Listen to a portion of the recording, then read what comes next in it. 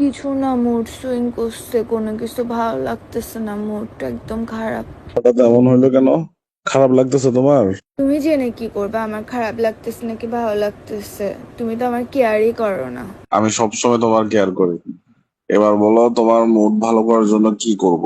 Chocolate নিয়ে আসবো নাকি ফুল নিয়ে আসবো? বলো, কি করলে তোমার মুড ভালো হবে বলো। যেভাবে বলতেছো যেন যেটা বলি সব কথা তুমি আমার শুনো। থাক, বাদ দাও, কিছু করা লাগবে না। মুড সুইং হয়েছে আবার। তুমি একবার বলে তো দেখো, যেটা বলবা সেটাই করব।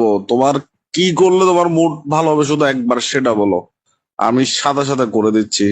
কিছু আনতে হবে না কিছু করতে হবে বলো। না, সামান্য মুড ভালো করার জন্য তোমাকে এত কষ্ট দিব আমি? শিওর তো? ভেবে দেখো, যেটা বলবো সেটা করবা। আরে ভাই, এত কথা বলিও না তো, তুমি কি করতে হবে শুধু এটা বলো না।